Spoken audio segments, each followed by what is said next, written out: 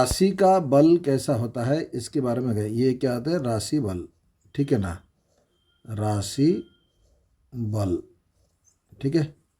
अब इसके हम बारे में जानकारी करेंगे। अब देखिए कर्क राशि, ठीक है, कर्क और वृश्चिक, वृश्चिक और मकर, मकर और मीन, ये जो राशि है ये आपको मालूम है कि ये जल राशि है।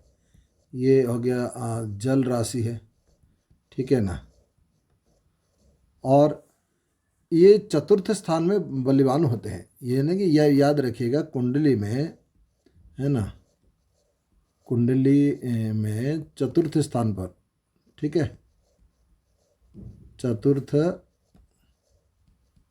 स्थान पर बली होते हैं, ठीक है। ये मतलब इनको चतुर्थ स्थान में बल मिलता है, होते हैं, ठीक है। इसका मतलब क्या हुआ? आप देखिएगा, कर्क मतलब केकड़ा, वृश्चिक, मकर और मीन, ये जो है ना, ये जो राशि है, ये चतुर्थ स्थान में बले होते हैं। क्योंकि चतुर्थ स्थान को, जो चौथा स्थान है, जो कुंडली में चौथा स्थान है, यानी कि जो चौथा स्थान वो जल स्थान है ना। चौथा स्थान क्या हो गया? जल, इसलिए ये यहाँ बली होते हैं, ठीक है ना। ये बात ध्यान रखिएगा, ये इस राशियाँ, ठीक है ना।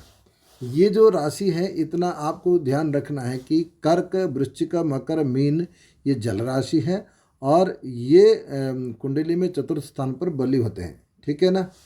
और मेष, वृष, आपको मैं राशि के लिए मैं पहले पढ़ाया था कि कौन राशि किस तत्व का है। आपको जल राशि का कौन सी है और अग्नि तत्व का राशि कौन सी है, ये हमने पहले पढ़ा दिया था। तो उसी हिसाब से आप देखेंगे, ठीक है ना। तो आपको एक बात इतना याद रखना पड़ेगा, ठीक है। अब हम चलते हैं, और एक है मेष, ठीक है, वृष और सिंह, मकर, इसमें कॉमा देते हैं, मकर राशि, ठीक है ना। इनका ये कहाँ पर बल होते हैं? ये जो दसम भाव में बल होते हैं, ठीक है ना, ये दसम भाव में, ठीक है, कुंडली की दसम भाव में। तो ये याद रखिएगा, जो दसम भाव में बली होते हैं। इसी प्रकार मिथुन, मिथुन, कन्या और तुला, धनु, और ये भी कहाँ, ये कहाँ पर बल होने? ये लग्न में बलिवान होते हैं, ये बात याद रखिएगा, लग्न बलि, ठीक है ना। अब ये जो राशियां हैं, अगर इन राशियां हैं तो इन राशियों का लग्न में बलि होना, और ये लग्न के लिए, और ये हो गया आपका दसम भाव के लिए। अब कुछ भाव में, सप्तम भाव में भी बलि होते हैं, ठीक है ना। और जो कीट राशियां होते हैं वो सप्तम भाव में बलि होते हैं। जैसे कीट राशि कौन आते हैं? तो आप समझ रहे, कीट राशि में ये आ जाता है जैसे कीट में आते हैं कि केकड़ा और बिच्छू, यानी कि कर्क। हाँ, यहाँ लिखा हमने कर्क, वृश्चिक, ये जल राशि है, ये चतुर्थ स्थान में था। लेकिन ये जो है ना, सिर्फ कर्क और वृश्चिक, ये जो है ना, ये आप सप्तम स्थान में भी बली होते हैं, ठीक है ना। ये ध्यान रखिएगा, सप्तम स्थान में, ठीक है ना। ये जो कर्क और वृश्चिक, यहाँ हमने जो दिया था कि ये जो कर्क, वृश्चिक, जो हमने ये लिखा है, ये जितना चतुर्थ स्थान में होते हैं और ये सप्तम स्थान में, ये दोनों राशि बली होते हैं, ठीक है ना। ये बात ध्यान रखिएगा कि राशि का बल किस भाव में मिलता है, इसको अगर आपको पढ़ना है तो ये आपको ध्यान रखना पड़ेगा, ठीक है। अब ये इतना याद रखिएगा कि राशियों का बल कैसा होता है। ठीक है ना। फिर हम नेक्स्ट राशि के बारे में फिर पढ़ते हैं। चलिए मैं फिर एक बार राशि का दोहरा देता हूँ। जैसे अग्नि तत्व प्रधान राशि कौन है ना, अग्नि तत्व। देखिएगा मैं एक बार और इसमें बार बार मैं बताता हूँ, ये बहुत ज़रूरी है। कोई भी आपको यहाँ पूछेगा अग्नि तत्व राशि, ये आ गया मेष, ठीक, सिंह और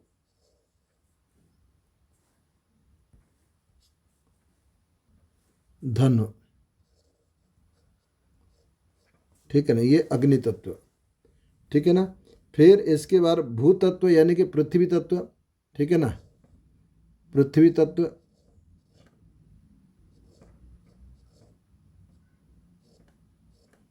पृथ्वी तत्व कौन है, कौन आ गया, वृष, कन्या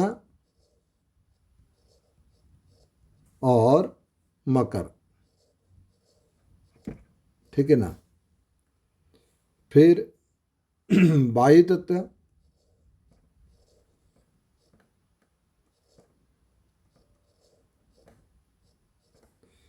वायु तत्व जो है मिथुन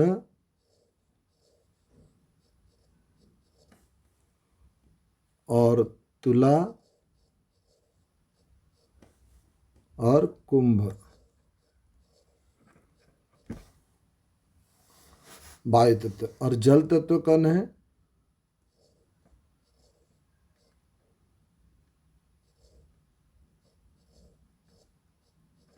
जल तत्व देखिएगा कर्क,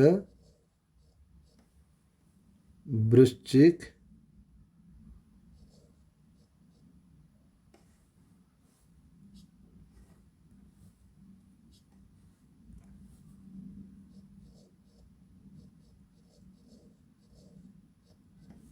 वृश्चिक और मीन। अब ये जो चार राशि के बारे में हमने जो बताया है, इनके बारे में इसका थोड़ा सा याद रखिएगा कि ये कैसे, इसका एक इसका याद करने के लिए सूत्र है। आपको सूत्र में क्या करना, अग्नि है ना, अग्नि और पृथ्वी, फिर वायु और जल, ये क्रमों का आपको याद रखना है। ये जो क्रम है, ठीक है ना, इसको याद रखना है, अग्नि, पृथ्वी, वायु, जल।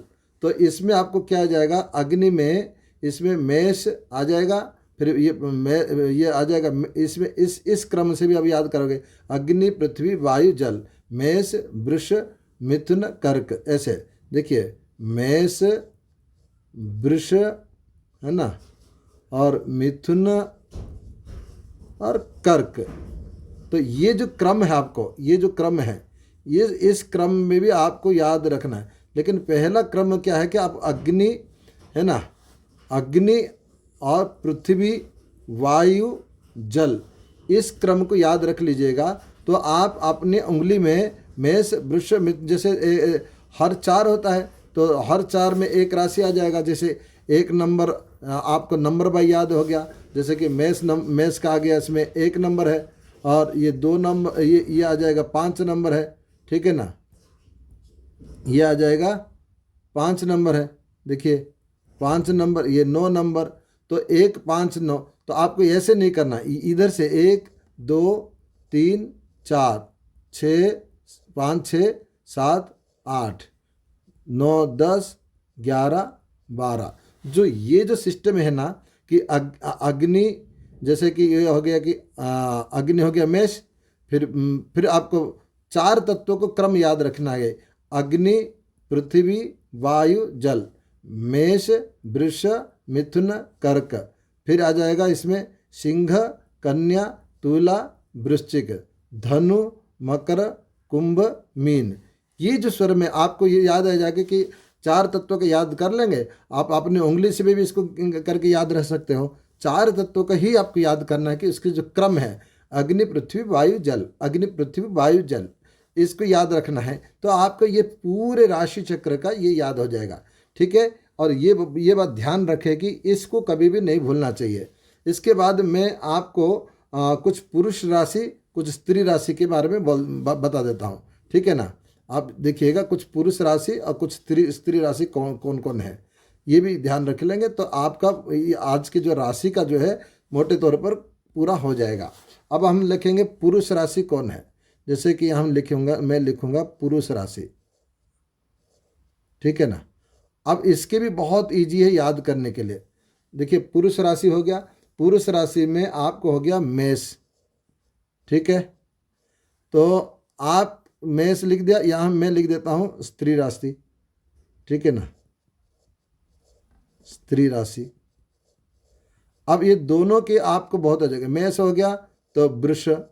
ठीक है ना, ये मेष वृष लिख दिया, फिर आ जाएगा ये क्या हो गया मिथुन।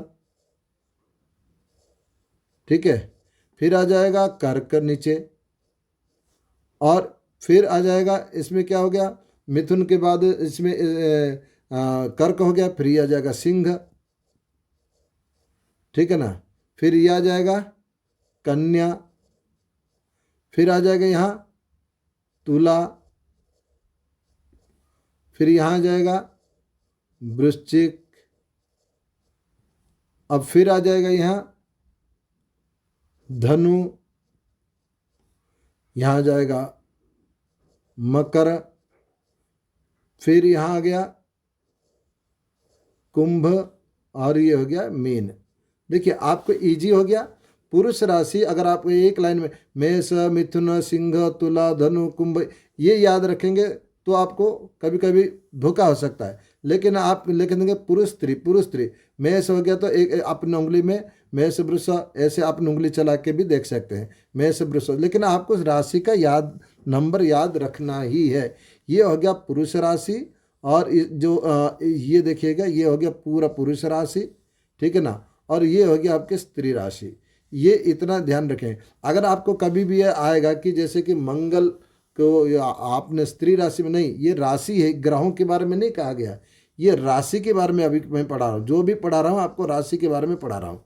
ठीक है ना, तो राशि को ही याद करेंगे, ना कि आप इसमें अभी ग्रहों का लेंगे। ठीक है ना, अब राशि के स्वामी के बारे में आ जाएगा तो वो आ जाएगा, फिर हम ग्रहों के भी पुरुष ग्रह स्त्री ग्रह कौन सा है वो बाद में आएगा। अभी ग्रहों के बारे में नहीं पढ़ रहे, ओनली राशि के बारे में। और एक राशि में आपको मैं बता देता हूँ, एक राशि में ये हो गया। तो आज मैं कुछ राशि का बहुत कुछ बता देता हूँ, आप याद रखिएगा। एक राशि में, एक राशि मतलब ये 30 अंश होता है। ठीक है ना, 30 अंश। ठीक है ना, और एक राशि में जो है 4 चरण, एक नक्षत्र होता है। एक राशि में जो हम पढ़ेंगे तो पहले एक राशि का, तो एक राशि में जो हमें अब कितने चरण आएंगे, 9 चरण आते हैं। 9 चरण याद रखिएगा, 9 चरण। फिर एक राशि का अगर 9 चरण हो गया तो इसमें एक राशि में कितना, एक राशि में चंद्रमा का लगभग ढाई दिन का रहता है। तो एक राशि बराबर जो है कि 2.5 नक्षत्र, यानी कि 2.5 चरण, मतलब 9 चरण। तो एक चरण का यहाँ कितना हम लेंगे, अगर 9 चरण हो गया ये, तो मान लीजिएगा 9 चरण हुआ तो एक नक्षत्र कितना हो गया, 4 चरण। ठीक है ना, तो फिर एक नक्षत्र 4 चरण हो गया, तो फिर दूसरा नक्षत्र 4 चरण एक और ले लीजिए। फिर सवा दो नक्षत्र, यानी कि और एक चौथाई का आप इसमें लेना पड़ेगा। यानी कि एक राशि में 30 अंश में आपको क्या करना पड़ेगा कि सवा नक्षत्र, यानी कि एक नक्षत्र का पूरा, फिर दूसरा, फिर एक चरण, यानी कि टोटल आपको 9 चरण है। तो एक नक्षत्र में 4 चरण होते हैं। इसी प्रकार की राशि की आपको जानकारी करना है। इसके आगे मैं डिटेल्स पढ़ाऊंगा, इसमें अभी घबराने वाली बात नहीं है।